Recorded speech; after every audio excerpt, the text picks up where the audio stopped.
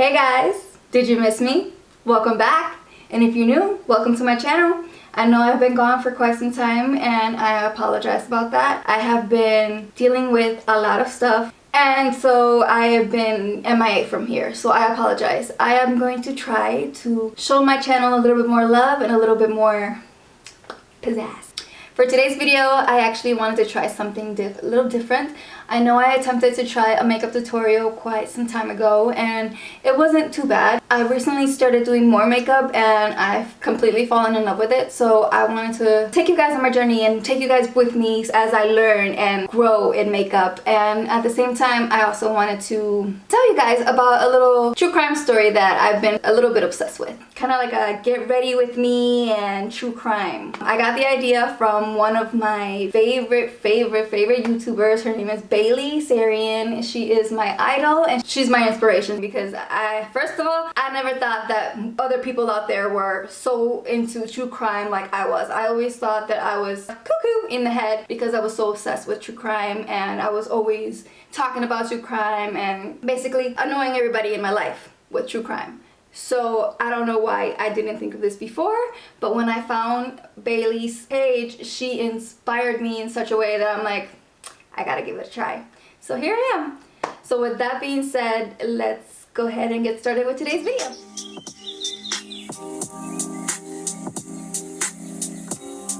So like many of you guys out there, I am kind of obsessed when it comes to true crime and documentaries and murder series and a lot of this stuff. So for today's video, I want to talk to you guys about Rodney James Alcala. For the sake of my pronunciation, let's just call him Rodney. If you guys want to know any of the products I'm using, I'll go ahead and list everything down below for you guys, by the way. So Rodney was born Rodney James Alcala in San Antonio, Texas on August 24th, 1943. He was born into a Mexican-American family with parents Raul Alcala and mother Maria Ana Gutierrez. Rodney was the third out of 4 children. He had 2 older siblings and he had a younger sister. Now, it is said that he had a loving family, that he had loving parents, that he always had friends, that he has his siblings. Basically that he had everything going for him. His childhood was not like your typical serial killer childhood. You wouldn't find the typical things you would find in a serial killer in his childhood. In 1951, Rodney's father, Raul, decided to pack up the family and move them to Mexico. Now, I'm not really sure why that was, but it is said that 3 years after the move, he up and abandoned his family. Now, a few years go by and Maria decides that she wants to pack up her family and take her kids and move to Los Angeles. So they go ahead and move to Los Angeles. Now, growing up, everybody around Rodney used to say that he was kind,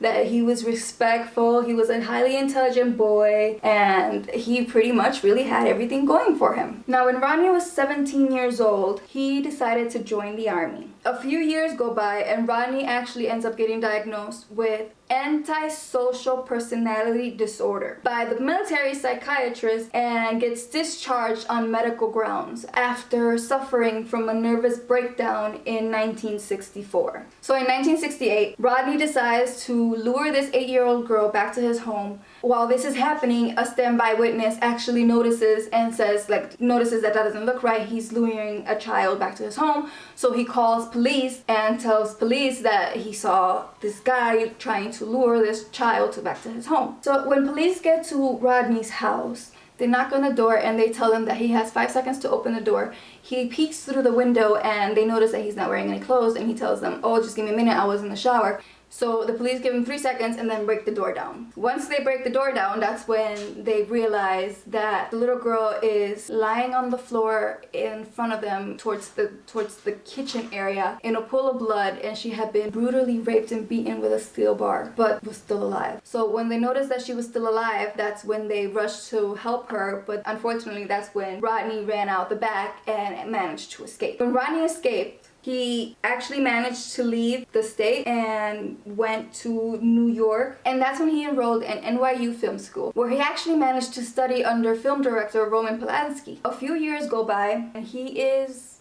living his life in New York under his new name, where he managed to get a job at a New Hampshire's art camp for kids. Now, side note, around the same time in June of '71, a 23-year-old woman was found raped and strangled with bite marks all over her breast. Now, also happening around this time, the FBI had put Rodney on their 10th most wanted list. So a few months go by, right? Some kids are in the office just looking around and looking at the posters, and they actually see one of the FBI's 10 most wanted posters on the wall, and they say to themselves like, oh, that looks like Mr. Berger, which was his name at the time. He was going by John Berger at the time. And they tell the office people like, oh, I think that's our teacher. He looks a lot like Mr. Berger. What do we do? So the administrators and all told them not to worry, not to do anything, but not to tell anybody, that they'll take care of it. So the administrators go ahead and tell the cops. So they call the cops and they tell them, we got your guy, Rodney Alcala is here. Using this name. So they go and Rodney gets arrested. Rodney gets arrested and they extradite him to California for the rape and attempted murder of the 8-year-old victim. This is a side note, I will not be naming any of the victims because I don't have any permission from their families or any, and you never know who's watching. So they extradite him to California to stand trial for the attempted murder and rape of the 8-year-old victim. But unfortunately, her family had relocated to Mexico by this time and they completely refused on letting her travel to testify against him.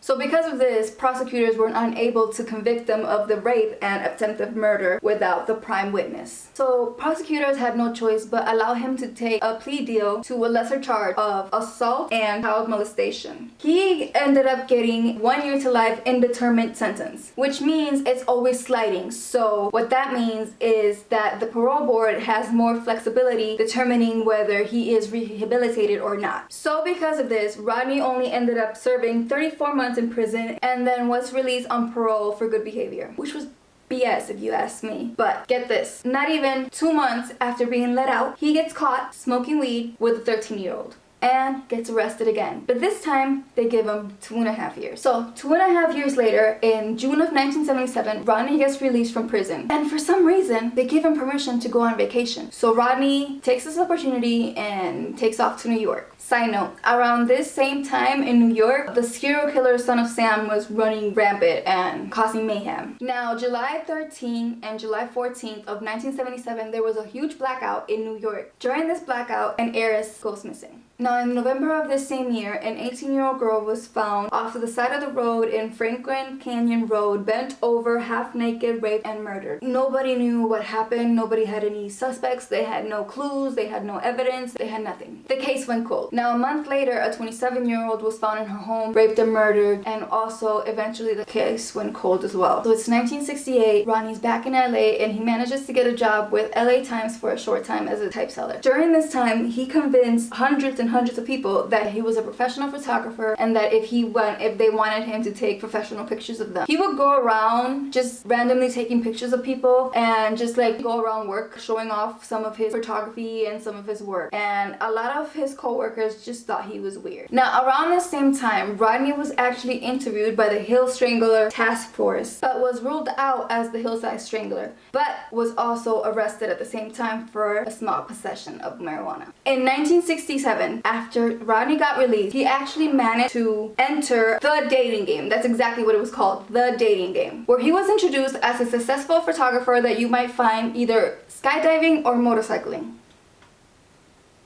If you ask me, it was the most creepiest thing I've ever seen on TV, and I wasn't even born at that time, but I did see it on YouTube. Another bachelor later went on to say that he found the guy to be creepy, to be kind of strange, to be kind of odd, but they didn't think too much of it. Now, even though Rodney went on to win this competition and win the date with the bachelorette, she actually refused to go on the date with him because she said she found him really, really creepy. Now, a year later, in 1979, Rodney moved in with his mother.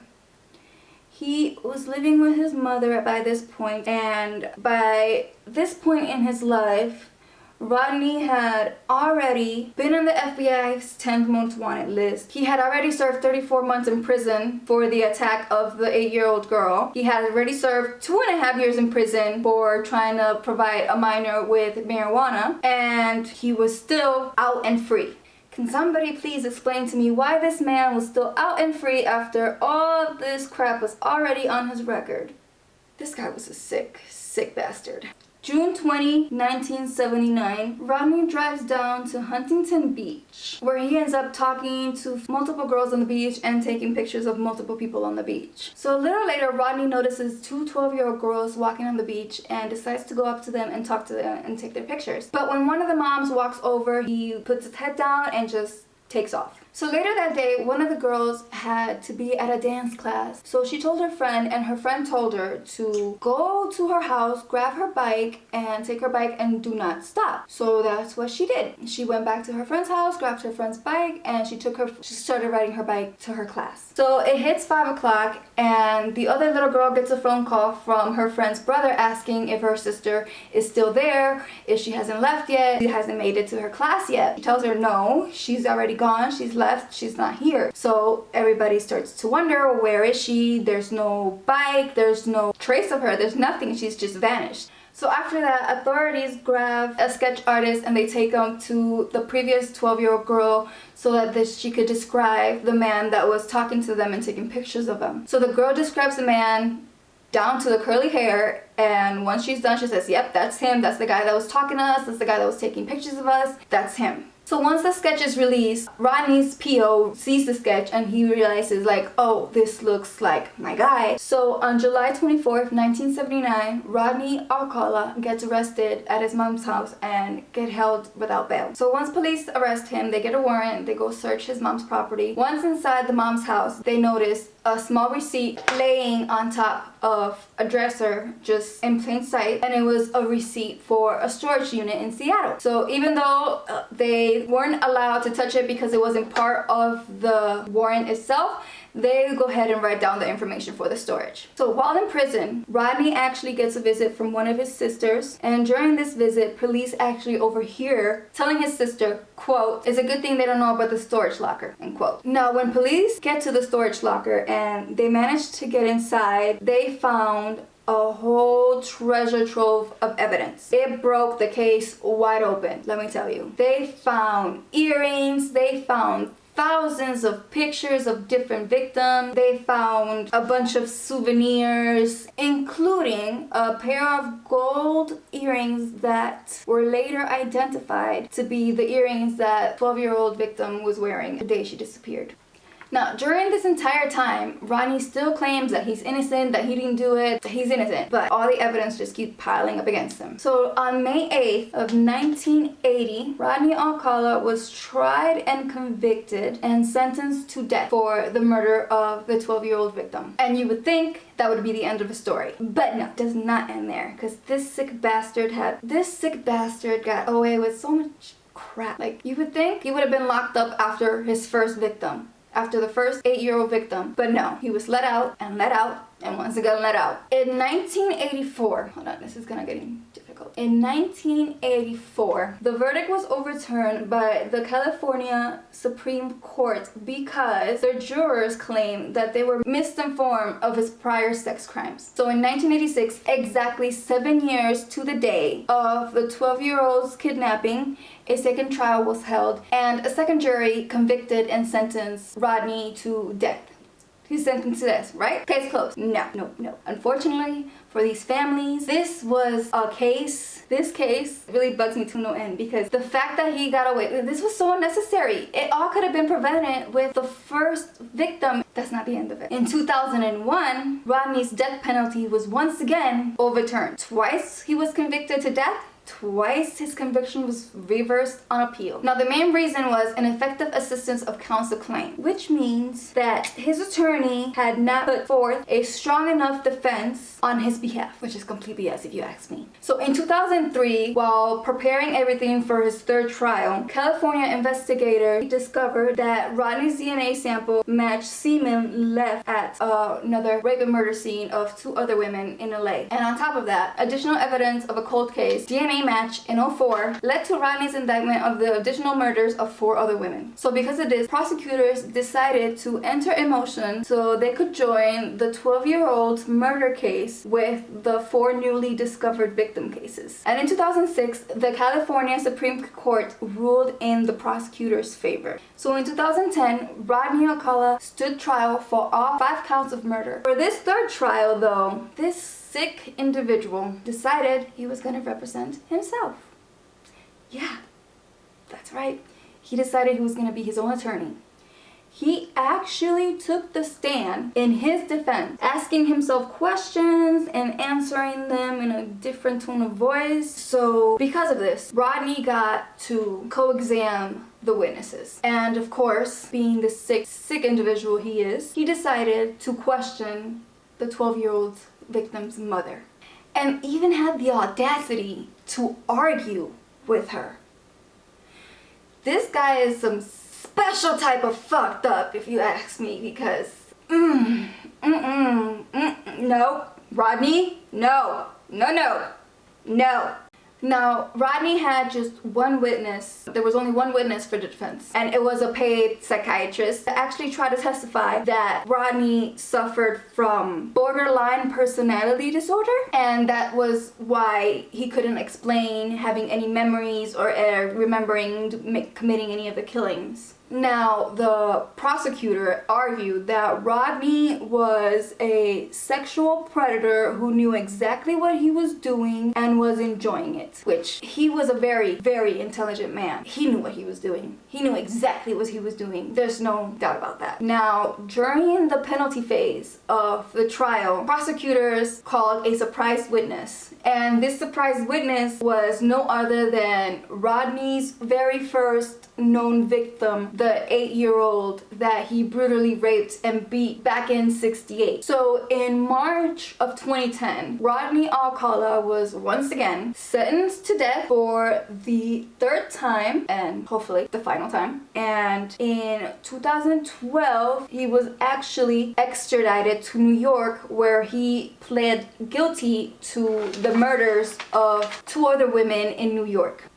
Now, unfortunately, in 2019, the state of California pleaded a moratorium on the death penalty. So what that means is that every inmate on death row will get a state of execution, unfortunately. Quick side note, I forgot to mention, he actually got an additional 25 to life in New York for the murders of the other girls that he pled guilty to. After every inmate got a state of execution, his sentence was changed to life in prison. After the trial was done, investigators decided to release a bunch of the pictures that they found in his storage to see if maybe any family members could identify anybody. They just wanted to know if there were any more victims, because there was hundreds and hundreds and hundreds of pictures of these women that were unidentified on his camera. And in 2015, one of the photos was actually identified by a family member of a missing 28-year-old woman that was found in Wyoming in 1982. In 2015, they were able to identify her. They were able to